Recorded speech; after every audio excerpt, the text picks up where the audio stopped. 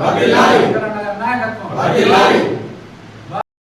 माता की जय, भारत माता की जय, बीजेपी जिंदाबाद, बीजेपी जिंदाबाद, बीजेपी जिंदाबाद, भारतीय जनता देशाనికి ఘనత, भारतीय जनता देशाనికి ఘనత, भारतीय जनता देशाనికి ఘనత।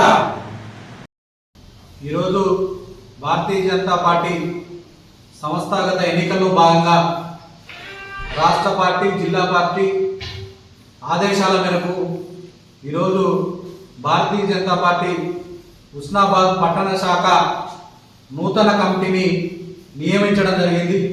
వీరి నియామకం తక్షణమే అమల్లోకి వస్తుంది। వీరు రేపొద్దున పార్టీ బలోపేతానికి కృషి చేస్తారని చెప్పి ఆశిస్తూ ఉన్నాం।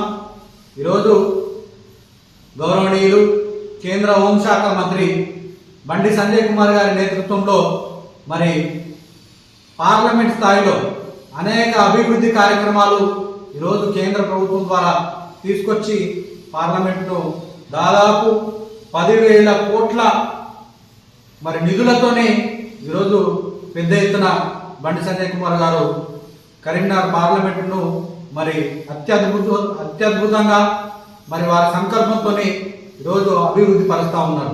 అనేక రకాలైన కేంద్రం నిధులతోనే ఈరోజు బండి సంజయ్ కుమార్ గారి నేతృత్వంలో కరీంనగర్ పార్లమెంటు అభివృద్ధి చెందుతూ ఉన్నది। అదే రకంగా మరి దేశంలో చూసుకున్నట్టయితే అనేక కార్యక్రమాలు భారత ప్రధానమంత్రి గౌరవ శ్రీ నరేంద్ర మోడీ గారి నేతృత్వంలో ఈరోజు భారత్ పురోగమిస్తుంది। ప్రపంచం మొత్తం భారత వైపు చూస్తూ ఉన్నది।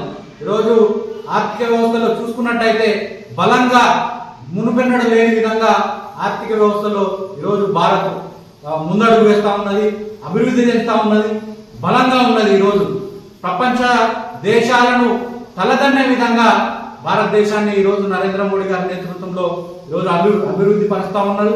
ఇది శుభ సూచకం।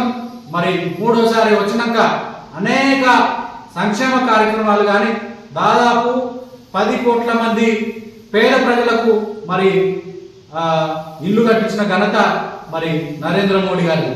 అదేవిధంగా 80 కోట్ల మందికి 3 నెలల సరిపోయే ఏదైతే బియ్యం ధాన్యం ఉంటుందో బియ్యము మరి ఒకేసారి అందించిన ఘనత గౌరవ శ్రీ నరేంద్ర మోడీ గారిది।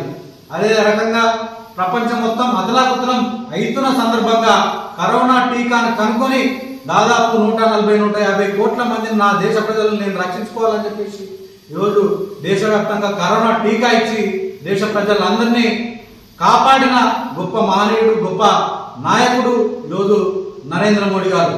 వారి నేతృత్వంలో భారతీయ జనతా పార్టీలో మేము పనిచేసుకున్నందుకు మరి పూర్వజన్మ సుకృతంగా మేము భావిస్తూ ఉన్నాం। ఈరోజు వారి నేతృత్వంలో మేము పనిచేస్తున్నామంటే గర్వకారణంగా ఉందని చెప్పి ఈరోజు ఈ సందర్భంగా తెలియజేస్తూ ఉన్నాం। రాబోయే కాలంలో మరి హుస్నాబాద్ పట్టణంలో కూడా భారతీయ జనతా పార్టీ మున్సిపల్ ఎన్నికలలో ఎక్కువ స్థానాలు గెలిచే విధంగా వీరందరితో ఒక జట్టుగా కూర్చుకొని మరి పనిచేస్తామని చెప్పేసి ఈ సందర్భంగా ప్రజలందరికీ తెలియజేస్తా ఉన్నాం।